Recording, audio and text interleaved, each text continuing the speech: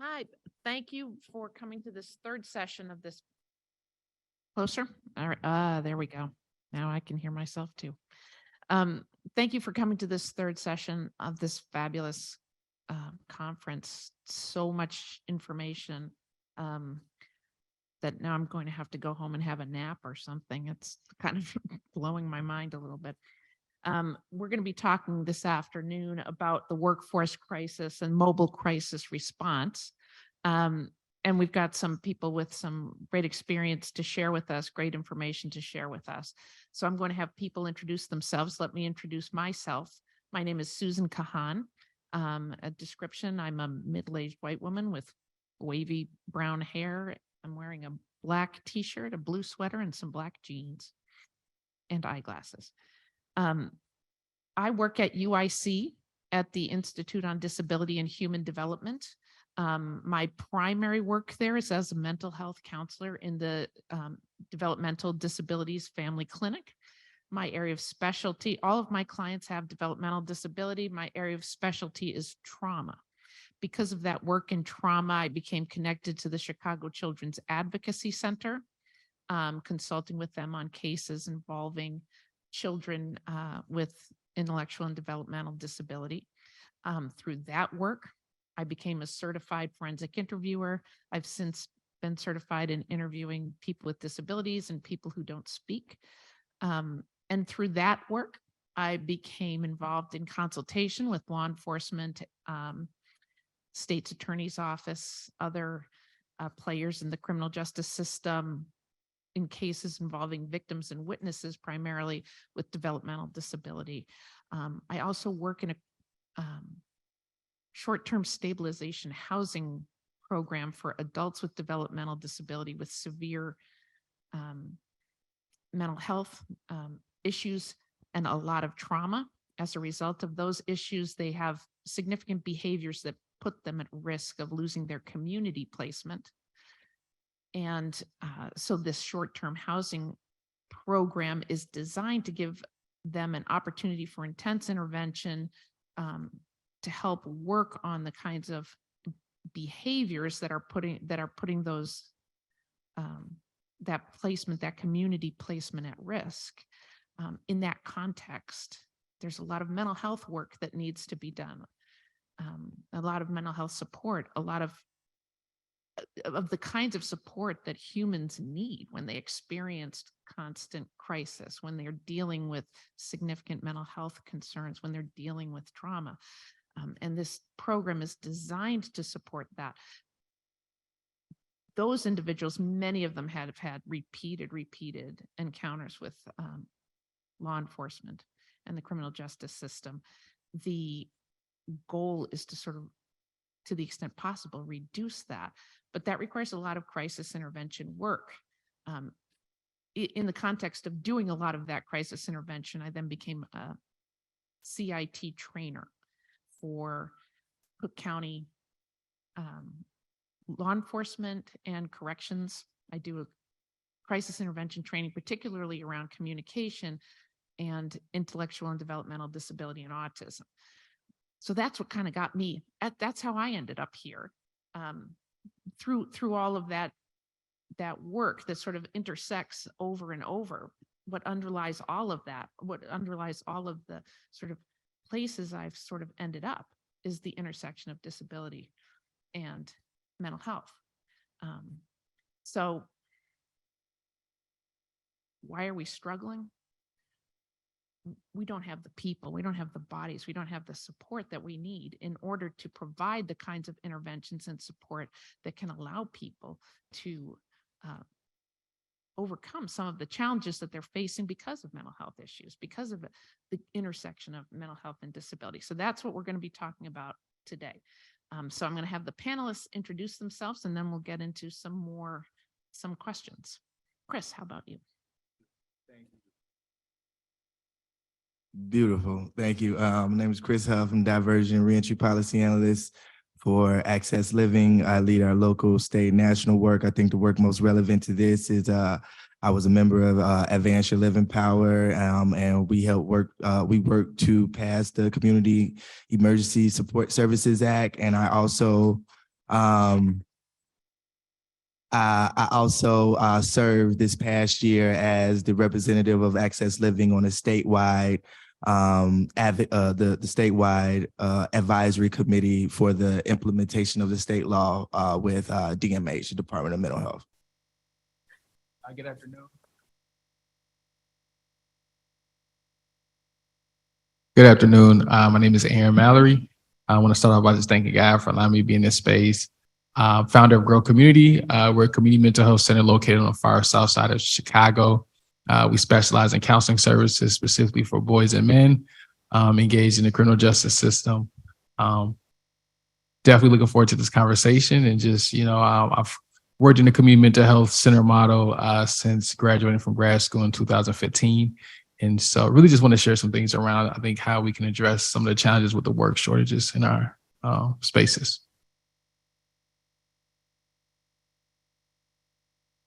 Hello, my name is Pamela Hester. I am a licensed mental health counselor. I work with the Veterans Administration on the crisis line. I usually work with veterans that are disabled, physically or mental disability. And I have an extensive background in counseling and working as a special ed teacher. So I'm finding that many of the things that have to do with accessibility and the work shortage, as far as, clinicians is concerned, affects our ability to provide the services that are necessary. Often the veterans call us in crisis. We refer them out to mental health counselors, but because of the shortage of mental health counselors and experienced mental health counselors, often they wait as long as 3 months to receive services. And that's just too long. So hopefully our discussion today can garner some ideas to help in all areas of mental health and other disabilities. Thank you. This is Susan. We're lucky to have such a terrific panel coming at this topic from a variety of directions here.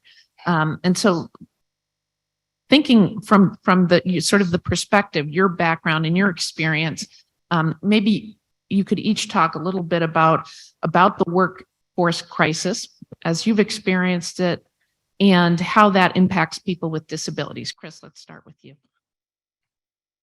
It's so many gaps, but as from a lived experience standpoint, I feel like there's a extreme shortage in Black male and other people of color, like mental and behavioral health, like therapists and licensed clinicians.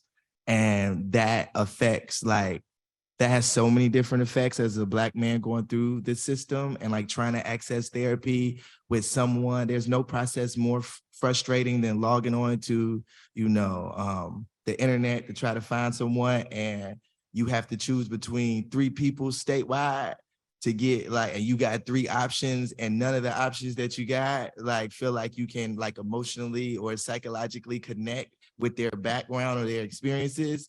Which it funnily, it put me off from even getting therapy in the first place, which I think that's a piece of the puzzle, I think we think intuitively about but then one of the biggest questions is why aren't Black men in therapy?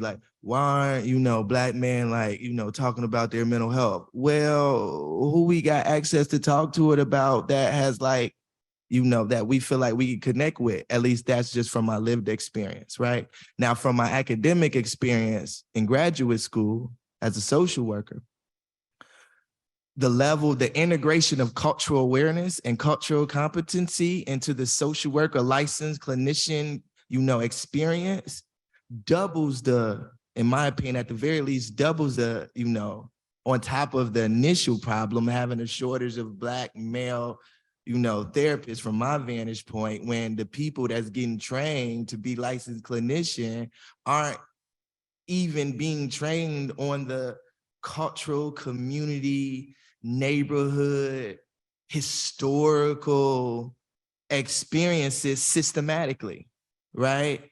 So like that, you know, lack of access gets tripled and like made worse by the lack of integration of those things into the actual curriculum itself. Then that gets tripled. This is once again building on, you know, moving from the live, but to the academic. As a Black man going into the social work program, I showed up and looked around and it was nothing but white women in there. I think it was less than like 10 Black men in my class, and it was 100+ students in my class. The sort of experience that creates for me when I'm in the classroom, wanting to tackle certain topics, or when I do tackle certain topics, no one engaged, the rooms go silent. How does that affect my psychological experience and my delivery to like my ability to deliver like cohesive care? And then I think the third piece to it systematically, right? So from a public policy standpoint, moving into like the professional experience, my first idea that I created for a piece of legislation, you know, for the state of Illinois was a mental and behavioral health care pathway bill to, you know, provide a sort of structure within, you know, the public school system that connects them with the university system, that allows them to, young people, and particularly people of color, impacted people of color, to begin the social work, the licensing process in high school. And from a public policy standpoint, when I say just about everybody was engaged, they were engaged, but nobody wanted to do it policy-wise. And they were scared to do it policy-wise. The most common theme I got was the most, you know, this sort of, the first part that like vocalized it, that it clearly was the common theme, was this idea of unfunded mandates. They did not want to work to pass something legislatively because they felt like the government wouldn't fund it and they would be forced to do something that they didn't have the resources to do. I digress. Yeah, that's real, bro. Aaron. You know, as you were talking, just even the aspect of like being in the social work program and, you know, like being in those spaces where it's limiting on your ability to contribute because of the lack of individuals that look like you in that space. You know, you definitely just resonated some memories with me. So I'm a licensed clinical social worker and work within the mental health space. And just thinking about that question of, I guess, the why this work shortage and the impact it has with individual disabilities. You know, I think there's a couple of points that I kind of want to talk to you all about. I think first, I think after the pandemic and during the pandemic, there was just an uptick in the need of mental health services, just because of just kind of the whole nature of what was going on during the pandemic, which I think exacerbated the system that was already kind of broken, but it just took it to another level. I also think too, a lot of social workers or mental health professionals became burnt out. You think about the culture, particularly when we talk about community mental health centers, oftentimes clinicians are paid very low, have a high administrative burden, and then have productivity requirements. And so when we think about productivity requirements, how many hours you spend in a week seeing clients. And oftentimes you're working with clients that have a lot of challenges and needs, and that's a lot of energy that you're putting into it. And unfortunately, I believe the community mental health center model that probably predates back to the 90s or maybe in the 80s have not shifted its approach. And as a result of many of these mental health professionals that either left the field completely or gotten their license and they went into private practice. When we think about the mental health field, and particularly community mental health center field, that's designed for our Medicaid recipients. Oftentimes our individuals who may not be able to work or be able to produce at a high level. And so oftentimes our most vulnerable are the ones that have Medicaid, and they don't get that support because people are now becoming burnt out within these spaces. Also going back to the community mental health center model, and I think just a reason why people have left is that within these spaces, there's lack of opportunities for growth, for promotion, or even raises. I go back to my experience when I graduated, my master's in social work, and I tend to submit to amount of debt over $100,000. And my first job, I was making $35,000 a year. And I was one of the leading performers in billing and generating revenue for the organization. But I couldn't get any performance metrics or a raise. It would just say, keep doing what you got to do. And that's kind of the culture. And you can see as people continue to do this type of work, they begin to get burnt out. They begin to lose the motivation to do it. Because when you think about counseling, you're putting a lot of energy into the clients that you serve. And I think just after the pandemic, people were just kind of tapped out like, hey, you know what? Either I'm going to get my licensure and go into private practice, or I'm just going to leave the field completely and find something that's going to pay me something where I can take care of it and be able to provide for myself. One of the things that I think about is I had an intern who was really passionate about going into learning how to work with young people, right? Like maybe like that 0 to 5. And she wanted to take a job, but the job wasn't paying what she really felt like it was worth, but she wanted to learn. She ended up taking the job though, and this is fresh out of grad school, social work, obtained a substantial amount of debt. She took the job, but she told me like, Aaron, I'm working this job and I also have to work at Marshall Fields so I can make just the bare minimum to be able to provide for myself. Like I can't go out, have fun with my friends because while I want to work this job, I have to go and work at Marshall Fields just so I can pay my bills. And that's how we treat our mental health professionals. So if we're saying there's a need, but if it's not making sense for these clinicians who are pouring their hearts into this work, but then aren't adequately compensated, what do you expect? People are going to leave the field and find something that's going to be able to take care of their needs. And so I really think that, as we have this conversation, really explore this some more, because I think this is a trend in the helping professions when we talk about going into the nonprofit sector that I think we really need to challenge and change.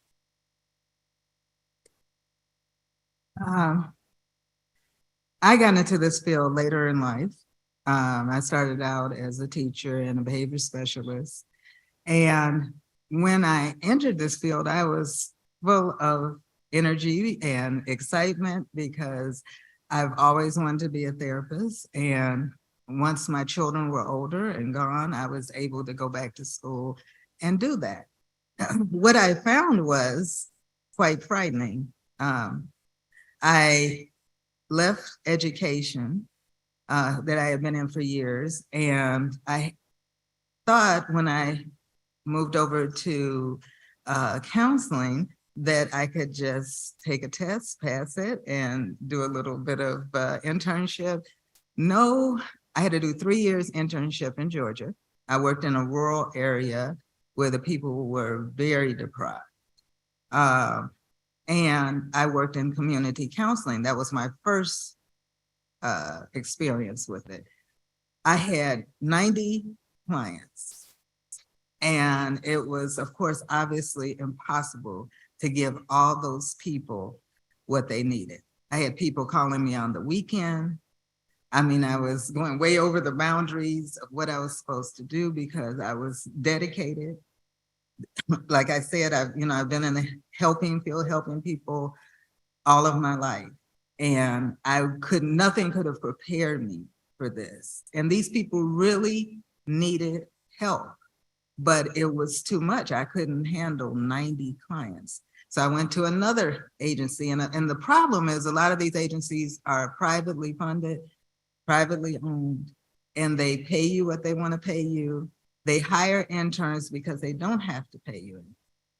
And then I eventually went over to work in the prison system, which was a whole nother echelon of it paid more, but again, they weren't getting what they needed either. I had 150 clients in the prison system.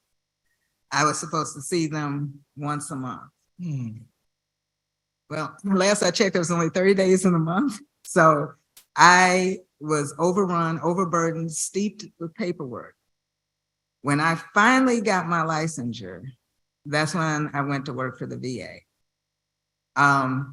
It was during COVID, and they made the position remote.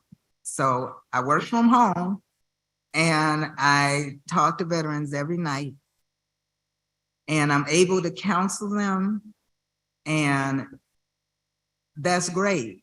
But what happens is they end up calling back over and over again, because when we set them up to get counseling at the VA, there's nobody there to counsel. All those people have gone into private practice because they're overworked. Just that little bit I described, that's just a microcosm of the severity of the problem. And it's because they're underpaid. I think my first job, I made $30,000 a year. I wasn't even, I mean, that was almost unbelievable. Especially having been in education for years. And I was at the top of the scale. So then I go to making 30,000. I'm like, oh, how am I going to survive? And I barely did. So you can't ask people to spend hundreds of thousands of dollars on education and then go make 30,000 a year and can barely sustain themselves. They're no better off than the clients that they're serving. The clients that are veterans, Medicaid, they get the interns. They don't get the experienced, clinicians only sometimes, and then they don't stay. I've had a lot of them complain about, I have to tell my story over and over again because I've changed so many times with a clinician, I'm just tired of it. And so they give up and they become alcoholics, drug addicts, because they self-medicate and the system has failed them. So those are the things that we need to look at. Multiculturalism, like Chris was saying, I went to a conference just a little while ago. We had a big discussion, a very open discussion about multiculturalism and the stereotypes that we all have of each other and things like that. It was a very open conversation, white, Black, Latino clinicians all together. It was really good. I think more of that has to happen. We all have our biases and things like that, but if we don't connect with each other and talk to each other, we're never going to learn about each other. And then you go and you have a client that you don't really know a lot about their culture, so you don't know if you're offending them by what you're saying.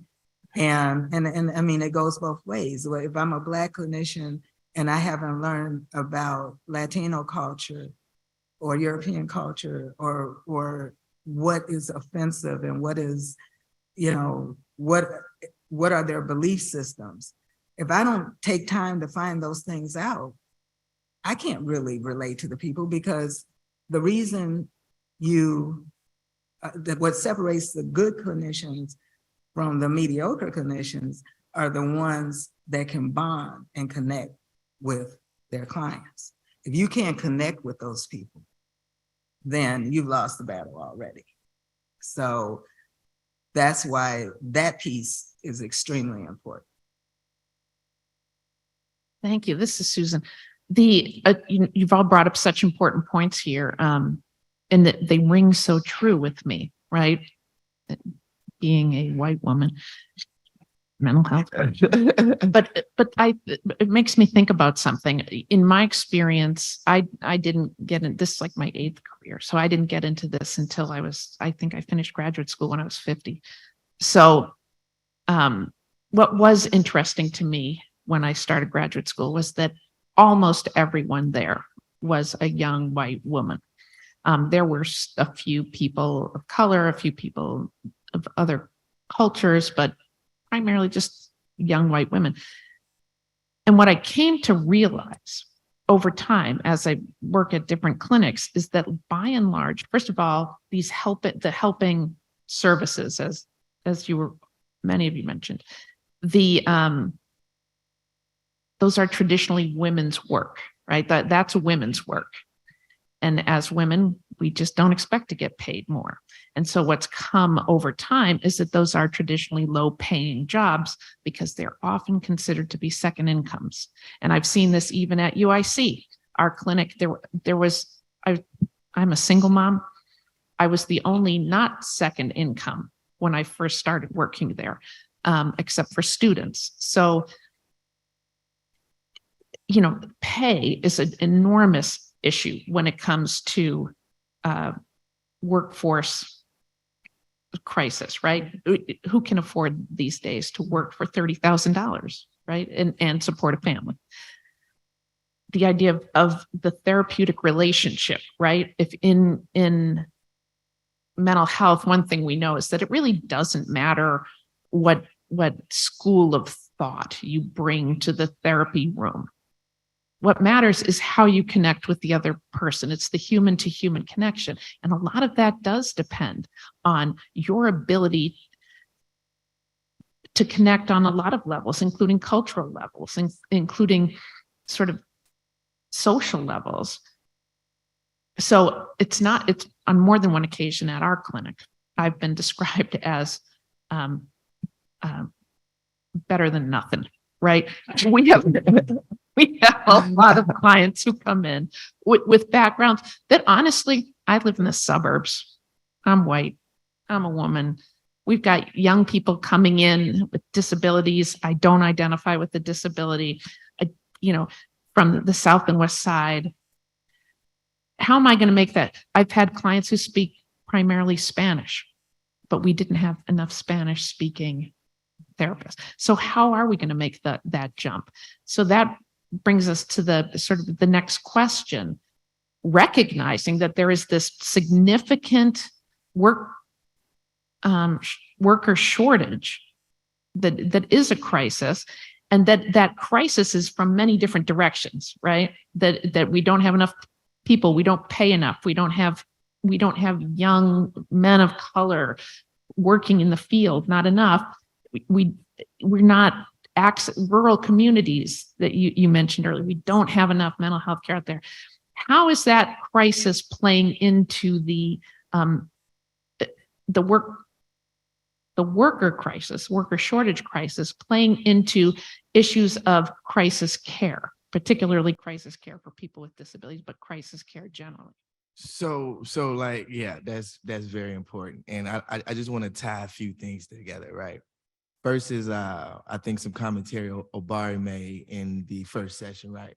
About like, what is our goal? Like, what is the goal? Like, are we trying to be able to fit inside of a system that is naturally destructive, that's producing the disabilities that is treating, right? So to put that in context from a public policy standpoint, right? The way a system is designed and structured is going to create those arrows and those different things, right? How does our system do that? It's a concept and policy they call decentralization. The decentralization of our society produces these independent pockets of, and what does decentralization affect the most? In policy, they call it information asymmetries, which is basically information flow. If you don't know what's going on in one therapeutic business and one nonprofit organization doesn't know what's going on in the other business, how can y'all effectively, distribute the resources that are already coming available? And then, a big thing in our, system is like, once you get past the decentralization, the sort of engine that drives it, right, is capitalism. And what's a primary function of capitalism? Competition. So now not only are the resources dispersed out, now y'all fighting over, access to the flow of resources to support the population that you're serving. So I'm like, if we don't have the conversation around like, how do we build like a structure that closes those information gaps from a public policy standpoint, and like increases the centralization of the current standpoint? But to me, that's not the only solution, because if that becomes the only solution or the primary solution, the system is designed to maintain itself. Because what did the founding fathers create? They created checks and balances. So what happens when you get a historic piece of legislation passes that like restructures the system in a way, like we did with the end money bail bond? What happens? State General Assembly passes it, and then where does it go? It goes to the Supreme Court. Now, is what was once passed is now delayed, right? And I think our founding fathers called it, I think it was John Adams, the tyranny of the majority. So they created this sort of structure to prevent the majority from like having control. And what does helping services, who do helping services help? The majority. The majority of American citizens are in help. So in order to like truly like progress, you like and affect and help the most people possible, in my opinion, you got to not only close the current gaps that currently exist, like in a way like the in money bond bill by eliminating money bond. And what that does to me is like redirects the folks away from the system. But what created this conversation itself is we closed the gap in the system, which was the mental and behavior, folks going through mental and behavioral health crisis, going straight to the police. And then we created a sort of avenue for them to be diverted to mental and behavioral health professionals. But we didn't simultaneously, we waited, which was a whole nother thing. But in order to like close the gap, once we passed it, we look up and wait, how are we going to actually serve the people that get diverted? Which to me is the most impactful way to do that, is actually addressing what you said in terms of what we know. Like we know people with lived experience can be just as or more effective in providing care than trained clinicians, so to speak, that's based on old models in the first place. And we know that, but the way the system is structured, people with lived experience and, serving the populations that's most likely to be incarcerated, or the mental health people with lived experience with mental health who are most likely to help other people with mental health, so to speak. We haven't created an alternative system for them to like be able to serve the other people. So like while we're closing this gap over here, we need to simultaneously be not just increasing pathways for licensed clinicians, we need to make licensed providing therapeutic services more accessible to the masses, period.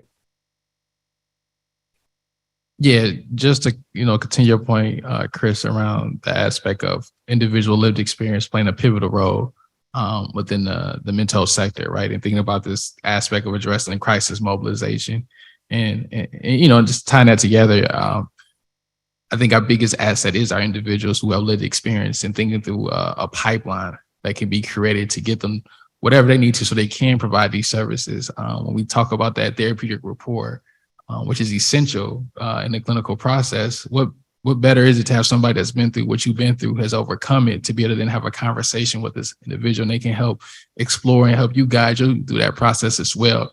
And so I think that's something we have to normalize that's not normalized now. It's not something that's the popular rhetoric, especially in the mental health field. And I don't really know why, but I think that's the direction we really need to move into, and to really begin to think about how we create that change around it, to really push forward. And I think also finding ways to use it as a way to encourage more people to go into this space. But I think too, we still have to address the inequities around compensation and burnout and support. Because at the end of the day, if we don't address these structural challenges within these organizations, we're going to begin to produce talent, but then the talent will eventually fade out as well. And listening to this, I am working on my doctorate in trauma, and I have taken courses in international psychology, and I have seen that this model actually be successful in some of the research I've done. In Africa, they actually have the clinician working as a facilitator, and then they get people from the community and train them in specific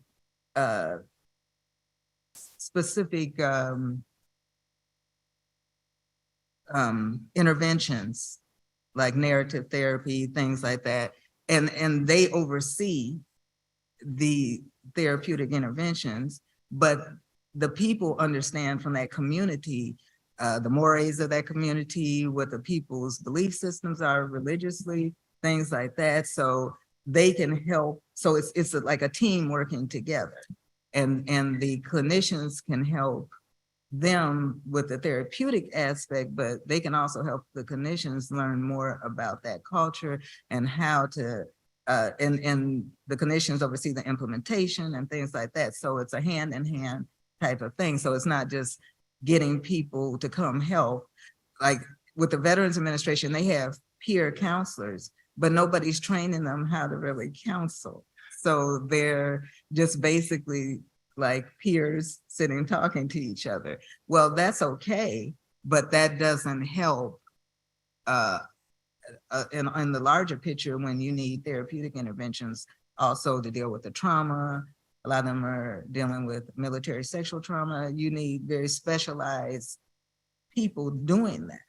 And that's not happening. And they're not having anybody facilitate or oversee these peer tutors or education. peer counselors with the veterans. And so again, they're still not getting what they need. So I think that program that they have in it's Rwanda, that program is a good model, I think, to start with, looking at the licensed clinician as a facilitator and getting people that are actually in the community that are willing to help out, training them to do specific things to help and connect with those people. And then once those people start coming in and feel comfortable and they're with people they trust because they're from the community, then you can really, do the group therapy and all that kind of stuff. So. What an awesome model that is too. And I thought, I see your point. It's such an important point you make. The importance of peer support, right? It's a cornerstone of trauma-informed environments and trauma-informed care, right? Is peer support.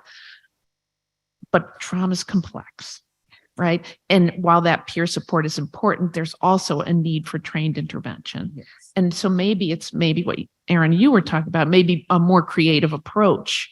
Go ahead. Chris. So from a lived experience standpoint, right? So all of the evidence, like, there's this saying, there's nothing new under the sun, right? So like the issues we face, we may call it, bipolar disorders, in 1960, they might have called it manic depression, right? And from my vantage point in the 1900s, somebody like what's the guy that wrote The Soul of Black Folks? Du Bois, like he might have called it the double consciousness, right? Trying to balance these two polar opposites and like learning how to balance your to these all these different beliefs and ideas about yourself in a way that is not disjointed, that doesn't inform or destabilize your emotions or mindset, right? And from a lived experience standpoint, for example, the whole peer model is not new. One of the first successful ones that people vouch for is Alcoholics Anonymous. Alcoholics Anonymous but you want to know the difference is he was a banker, right? He had a house that he could stabilize in. But if you're a Black man, you're not likely to have a house. You're not likely to have access to a network where you have funds where you can stabilize in your home with your wife for 2 weeks to drain the drugs from your system, to drain the alcohol from your system. So once again, I want to go back to Obari's point about how these structures and these systems produce these sort of conditions, and then we end up not getting to the core issue in the first place, and then we use academia and language as a reason to say we can't do something. But the reality is the human experience is very powerful. Neuroscience says interpersonal connections and social rhythms can rewire the brain. We were the first computers. Our brains were the first processing systems. We don't need a box with gadgets to transform our experience, and teach ourselves how to learn maladaptive behaviors. If that's the case, alcoholics wouldn't have been worse. But you want to know one thing that alcoholics intendedly didn't do? And when they did do it, they went right back under, which was go public and not depend on the larger systems to fund them, not depend on the larger systems to sustain them, but they made sure they sustained each other. They developed their own rubric, their own model. And, so my point is, it's not an either or. We can't look at it as an either or because, you also go in there and they're going to say, okay, you might need a therapist. But it's kind of like the mobile crisis response work, right? a large chunk, I think, over 80% who call in a crisis line, they're not about to like, depending on a crisis line, right? But the one in Illinois that I know of, like over 80% of them, I think the quote I got, 98% of them aren't like, I'm about to kill somebody, I'm about to kill myself. It's like basic, I need resources, I need support, I need connection. So once again, we not solving the problem if we put a Band-Aid on a bullet wound, or talk about the issues of issues is what I like to call it, and not the root cause.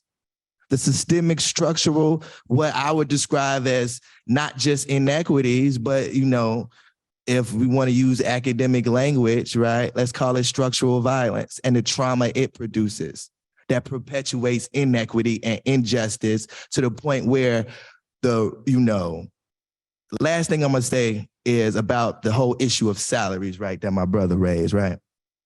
So let's talk about it. And market value. My mom brought it up earlier. Folks leaving the nonprofit sector and going to the private sector because they're able to scale their income more. When I was working at the University of Chicago, one of my summer programs where we were for different social justice students, I love the mess out of some of the brightest minds I ever experienced. I swear this debate carried the entire 2 weeks. Where is it more effective to work? Is it inside the system or outside the system? Is it within government or outside the government? And these minds debated it for years, for hours. And if you ask from a treatment standpoint, if you ask like folks who just need regular basis support services, they're going to tell you outside the system, because AA is going to say, we don't want you, doing ads for us. We don't want you doing TV for us. And then the people, based on, what I'm observing and what I'm seeing, the ones who currently in the system, like the nonprofit industrial complex or the providing like basic government services, they're leaving and they're going to the private sector. So they leaving inside and they're going outside, and like private sector, one can make the argument is inside, outside, whatever. But the reality is like there's only a few sectors that dominate income flow. And the one that allows you in 2023 to scale your income and impact more fluidly with greater ability to adjust to the market conditions is the private sector, as far as I'm concerned. But I digress.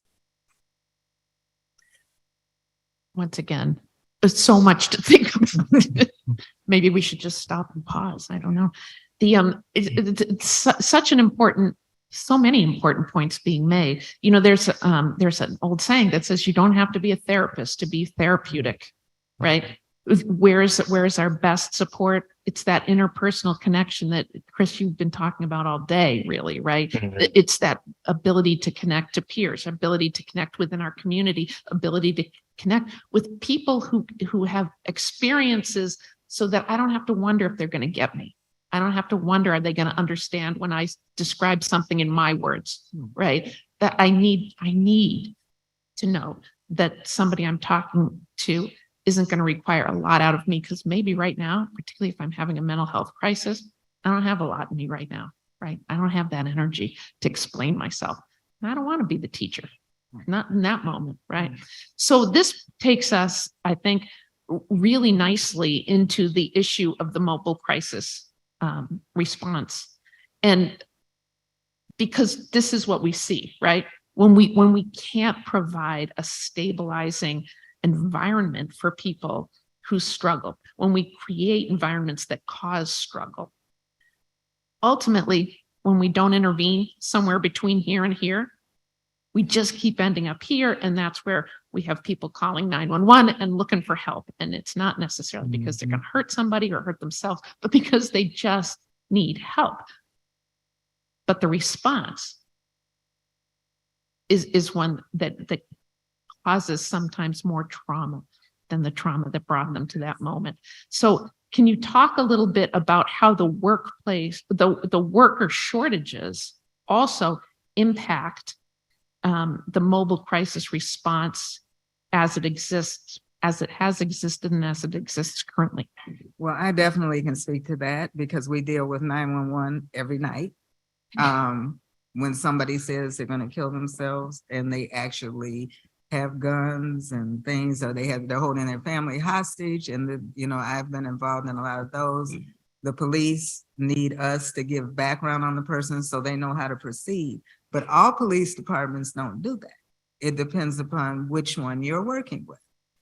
If those policemen are properly trained, and I say properly trained because some training is still, and I think Chris can speak to that because he's actually seen some of the training. Some of the training is still police training. It's not therapeutic training. So they go in, these are people that are already terrorized by the police. And I think it's not so much a racial thing as it is a socioeconomic thing. A lot of times, if people are socially, economically depressed, whether they're white, Black, Latino, okay, or any other race of people, they often have had negative experiences with law enforcement. So when you call somebody who's in a heightened state from PTSD, and they said they come in here, we're just going to have a shootout, and they really mean it because most people in the military have guns on top of guns in their house. That's, just part of their culture, the military culture. And then there's so many different cultures. That's a whole nother conversation. But you have police coming in there that they're getting ready to subdue these people. And a lot of them get arrested because they have weapons.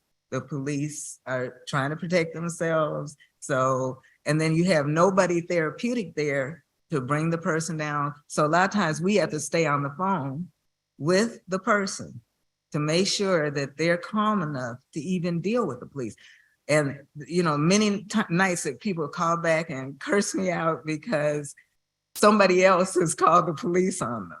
Because what they'll do is the person hangs up, we can get all their information and send the police over there. And it's supposed to be for a welfare check. Well, if that person's already, in another dimension, sometimes they're drunk, they're on drugs. I mean, I'm just being real. And they have these people coming in with guns, and it triggers the PTSD and everything else. And so now we're trying desperately to get them back on the phone. Sometimes we can't. So a lot of times it's not a pretty scene, and the families don't know what to do. They want to call somebody to intervene because they're frightened. They don't know what to do. And they're dependent on us, and then we call the police, and then it turns into a whole nother situation.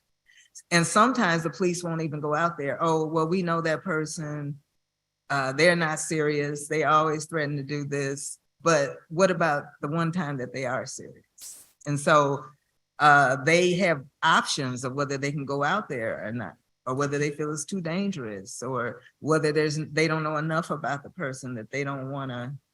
More places are getting trained, but not enough of them.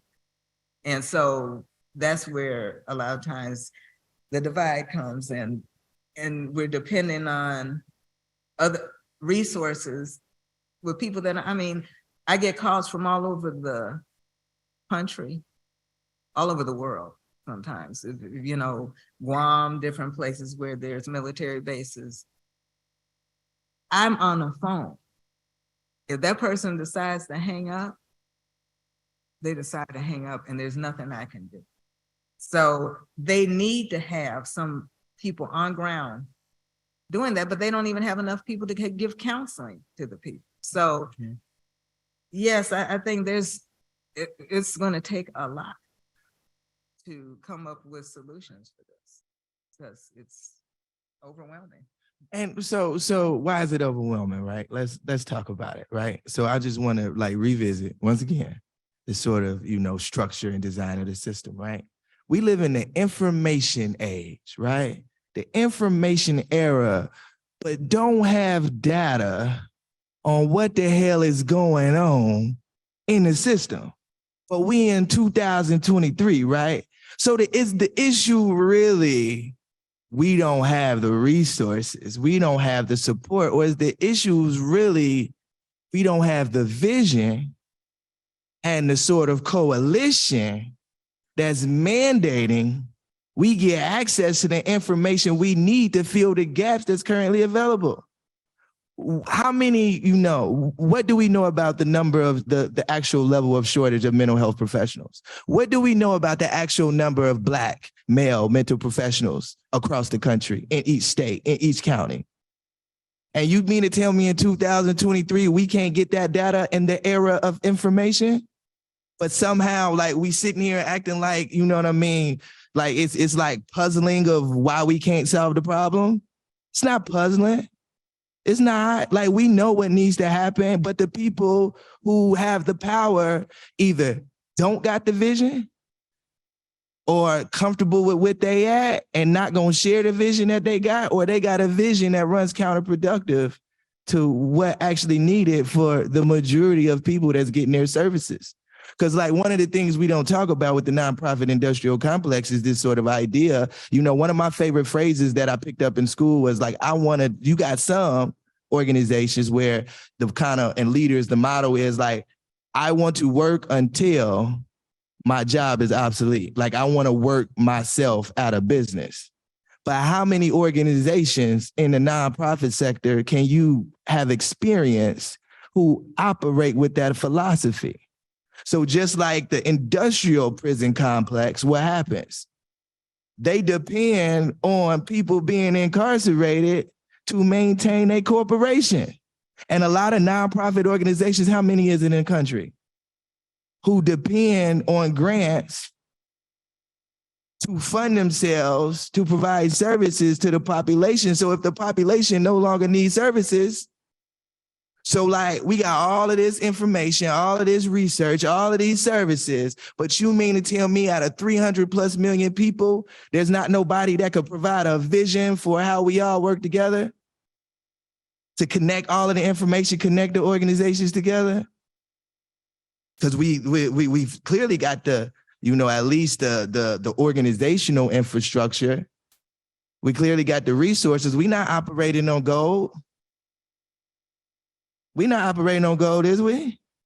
So like last time I checked, you know what I mean? It was John Maynard Keynes, one of the architects of our, modern day economic system. I came across this quote in actually Dr. Heatherton's class, who I referenced earlier today. And I was like, I think it was History of Economic Thought. And John Maynard Keynes said, don't worry about the long run. In the long run, we're all dead. Who he talking about? I digress.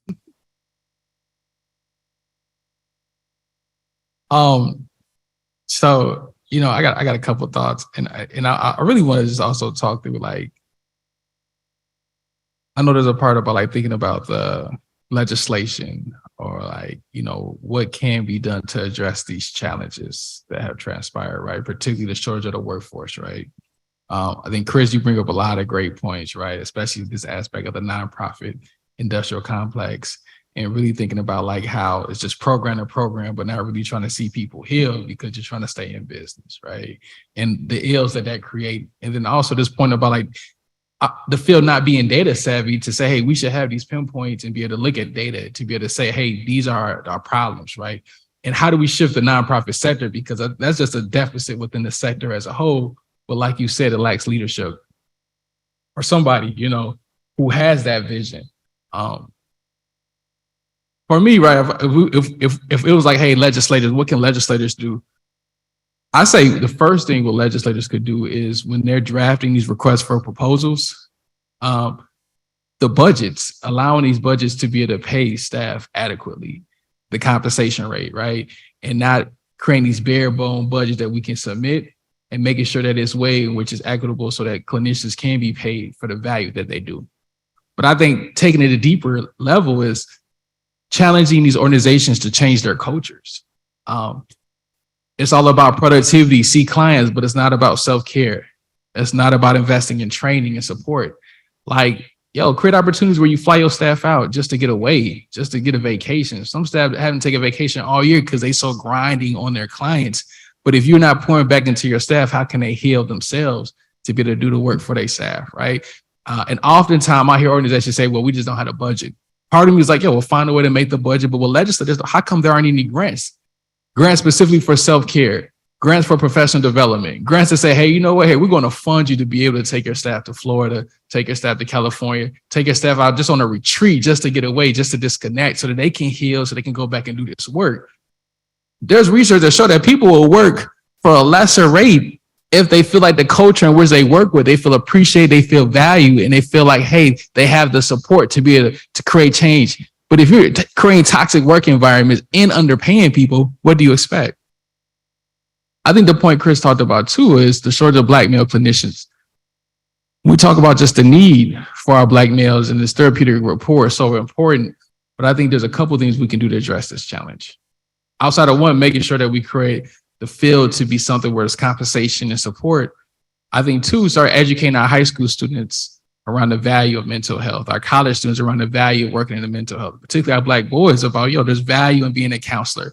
Oftentimes parents don't promote be a social worker, be a counselor, right? They say, you go to college, make sure you go into a field where you're gonna make good money. I remember when I was telling my parents, like, yo, I want to do social work. And granted, I have an electrical engineering degree for a bachelor's degree. My mom was looking at me like I'm crazy. Like, yo, you're supposed to be an engineer making money right now. You ain't gonna be a social worker and make no money when you could be an engineer making buku money in the office. Like, she just said that to me all the time when I was in grad school until she saw my vision and what I wanted to do. But that's the trend, right? We don't encourage our kids to go into social work. And I understand because of some of these things, but I think as we challenge legislation to create more opportunities of funding and increase in wages, I think particularly for our Black boys, encourage them to go into social work. UIC, Jane Addams has a really great program, the WAM program, where they have increased the number of Black male graduates because they paid for their tuition. I have 2 staff right now who's getting a free MSW from Jane Addams because of that program. But that program is also less funding. Legislation should be designed to say, hey, you know what? We're going to pull money into UIC to continue this program because we see the value. If we say gun violence is an issue, we also understand the gun violence is correlated to mental health challenges. And if our Black boys don't have somebody they can talk to, who can relate to them, who can connect to them, who understand them, what do you expect? And so we need to be very intentional about getting more Black males into spaces, but thinking of creative ways in which we could do that. Also, thinking about this aspect of you're graduating with all this debt and not paid anything. Again, I feel like legislators can create some type of policy around, hey, scholarship and opportunities for if you're going into social work or counseling or mental health field, hey, we're going to provide a grant to be able to cut off those student loan costs. They can do it. Like, I mean, there's opportunities in there in that space. Also, for organizations to be recognized as National Health Service organizations. What that allows is for organizations, for staff who work there, who are clinicians, to be able to get up to $30,000 to $50,000 towards their student loans. But the process is tedious and it's hard. Organizations go over and over and get denied. If legislators create some type of technical assistance and support, that can be an ally as well to provide that support that's needed to really combat, this shortage that we have in legislators' play. But I think ultimately, too, there has to be that vision of somebody that says, hey, this is an issue, and challenging how to think innovatively and outside of the box. I feel like the mental health sector has stayed the same for so long. We keep the same work environment. We keep the same philosophy. And with any field, you have to have innovation and change. And so I do feel like finding the right legislators who believe in taking the chance and being innovative can create that change that we're looking for as well. Yeah, I saw you raise your hand. No, it's okay. But before you do it, that the innovative element, I think, is so important because we're so stuck on this idea of the, therapeutic hour, which is only 50 minutes long, and it's in a clinic, in a room, one-on-one, face-to-face. That works for some people, but so many people it doesn't work for at all. It's not even accessible, right? And so what are some of these creative and innovative ways that a lot of the community mental health programs are developing, right? I do a lot of work in group. I'd like to be in the home. I want to see the environment. I want to see that person interact, but that's not funded in a way that's going to be sustainable. Go ahead. Right. I actually did that when I was working in the rural South. I went in the people's home and did therapy, and it makes a big difference simply because you can see the dynamics of the family. You can see where because I was working with children. It's very hard to give therapy to children and you don't know what's going on in the household. Then I could see where the disconnect was. And so that should be done everywhere. And I know a lot of people were afraid about going in people's homes. I mean, I came from Chicago. So going in people's homes was almost mandatory to me to really find out. And I ended up doing therapy with the whole family. And If you want to reduce crisis moments for people, yeah, work in the environment. exactly. Right? Work in the environment. Go ahead. Exactly. Yeah, so I like this is important, like, because to me, first of all, I feel like I've been hammering a lot, but so I want to, because to me, I think, and I learned this in my public policy class, that happens all too often, right? And that's why my professor liked me so much, according to his comments, is like, you got to be able to identify the bad, but you also got to be able to identify the good. Like, good policy analysis requires an understanding of both sides, even if you don't necessarily like. So what do I believe? Like, I believe that we're in a very special moment in United States history, right? So we got lived experience being recognized as an expertise in like a historic level, right?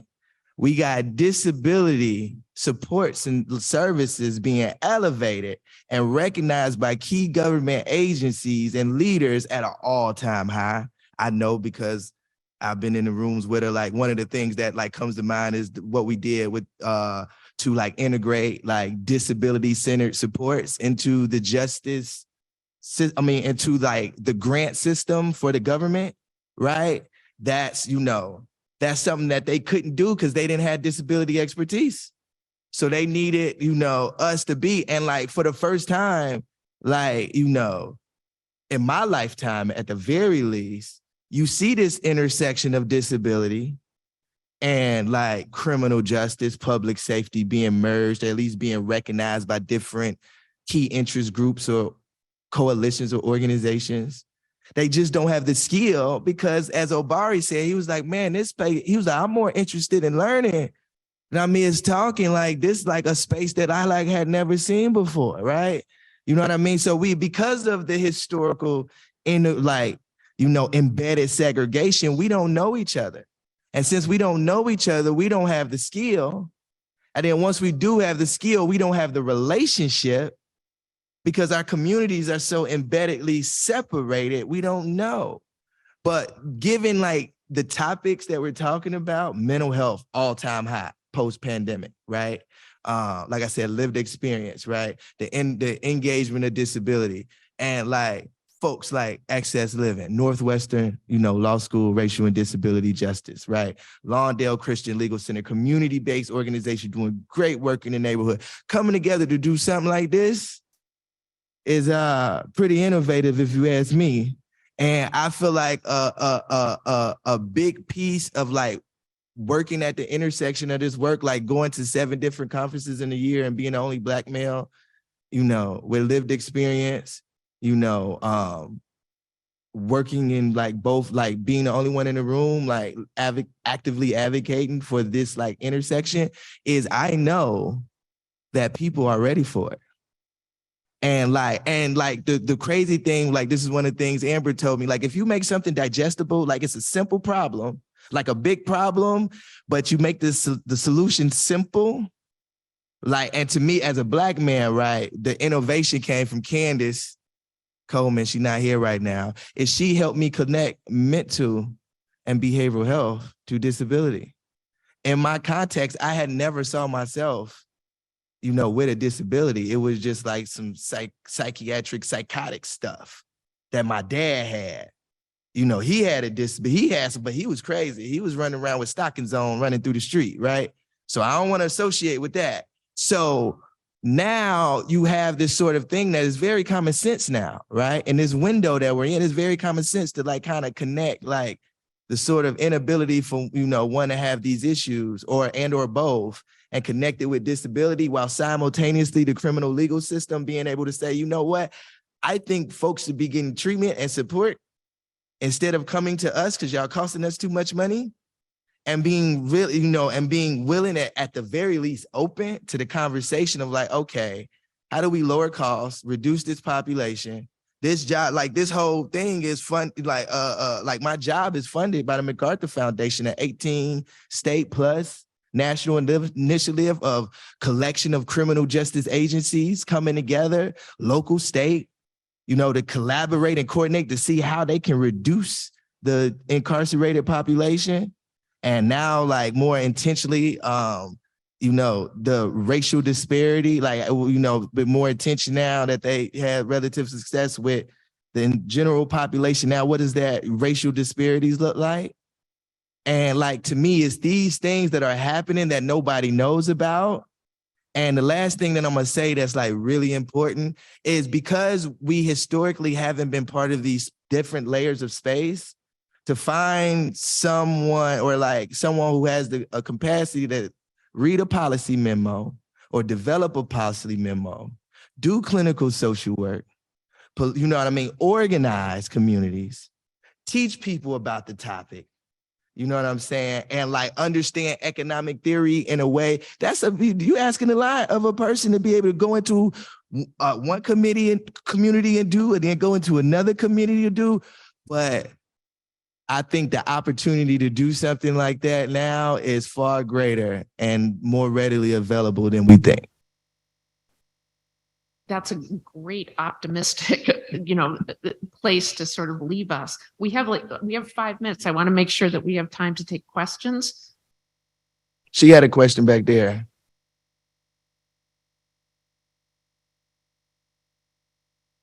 Let's bring a microphone up.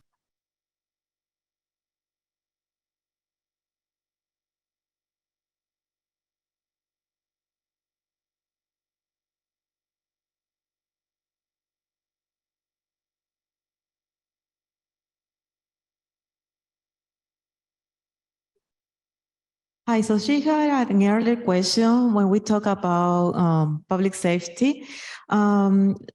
She just want to comment that a while ago, when she was taking PACE, the conductor tried to, she had experience of sexual harassment at the moment.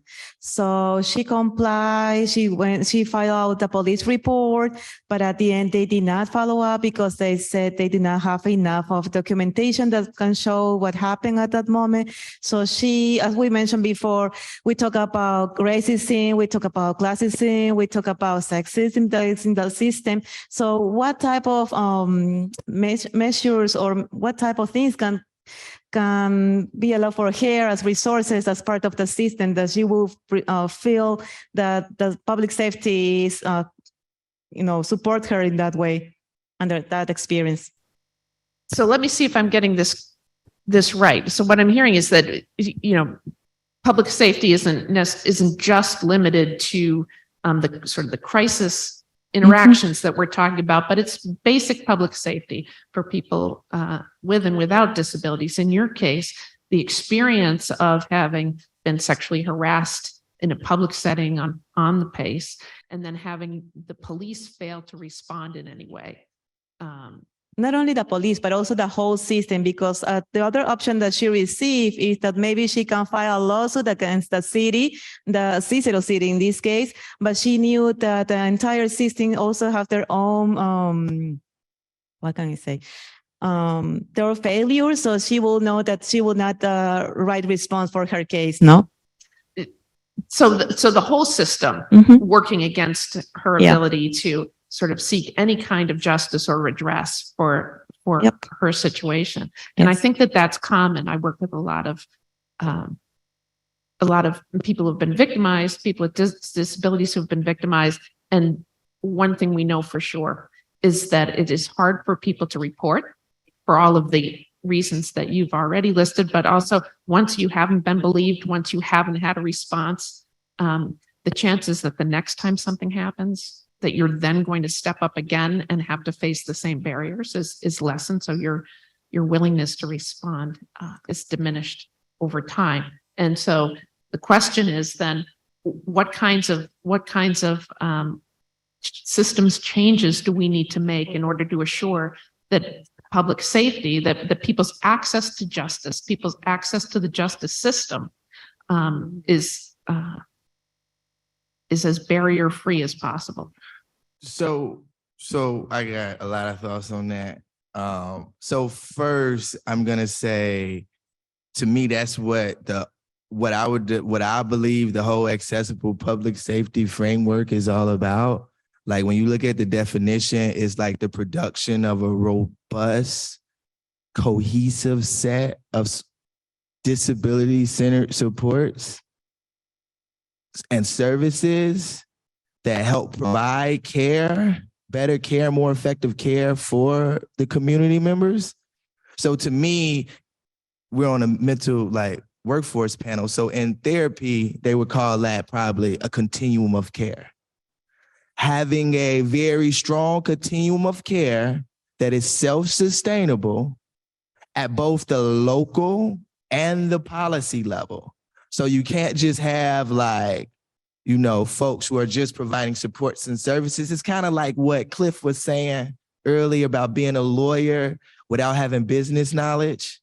Like, it's the same thing. I feel like you be a really effective, self-sustainable, system if you don't know how to adequately and effectively engage the outer system, like the government system, right?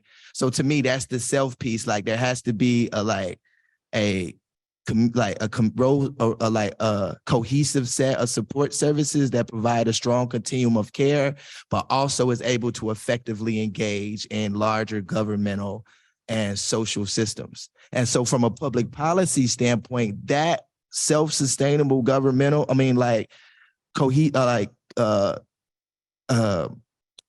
continuum of care has to, in policy, there's 5 core ways, I'm gonna name a few of them, in which policy agencies are able to hold themselves, or people are able to hold agencies accountable, right? One of them is checks and balances, right?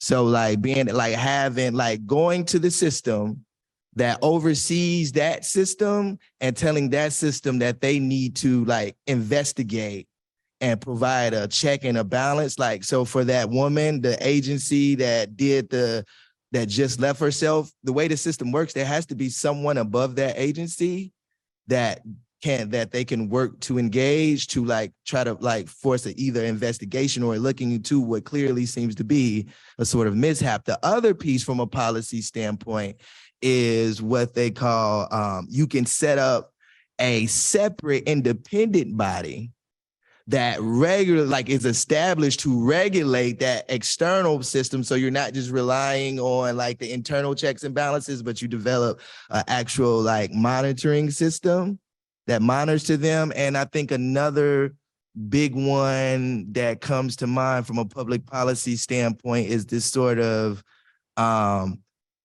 getting at the selection process, the onboarding and selection process of the official, whoever department that was who hired that person. They have to have a larger governmental system of hiring and firing people. And there could be a possibility to investigate or unearth or in some way improve the sort of employee system, the employment, the onboarding or selection and process of either that particular department or the larger agency itself, who seems to somehow have dropped the ball. So government is very hierarchical. Yeah, and I think you're talking about a lot of really important systems change. And I think the other piece that we have to really think about is, how does the individual access that, right? Because not every individual has the resources, internal, external, to access the systems as we have them set up currently. And that's where the systems change come. Go ahead. Yeah. Well, hold on. That's where I started. That's where the continuum of care. That's where I started. I started with the individual, making sure they get their supports first. And then once they have access to that continuum of care that provides the therapy, the one-on-one supports, and that system is they have that available, then to me, the next level, because that's why I call it self-sustainable, but to have an effective self-sustainable system, like I said, they got to be able to engage the larger systems and making sure that the encroachment that may or may not happen, they're at least prepared for it when it does. But I digress. Go ahead. So one of the things that I've seen that's been effective is having a liaison for the individual. That is a liaison between the individual and their system. Because until systems change, they have to have someone they can go to. So having, for instance, we have what's called the suicide prevention coordinator. It's the local person in each VA medical center that is the liaison between the veteran and the medical center. If they're having issues, they work to get things faster. For instance, if the person goes on their own and tries to get counseling and they have to wait 3 months, that liaison kind of pushes up the process and makes it so they have a voice. And so I'm not sure in this particular situation who the liaisons are or whether there's anybody that can speak to, that can be a liaison without them, Right. having to hire a liaison, which can be extremely expensive. Which takes us back to that one-to-one Right, interpersonal connection. So we've moved a little bit away from the crisis intervention and workplace, but these are such important. These are all elements, right? Because connection starts at the bottom, change starts with the individual. And so I couldn't be more grateful to our panelists today. Thank you for questions. And I'm just couldn't be more grateful for this conference as a whole. So thank you for this session, and we've got another one still to come.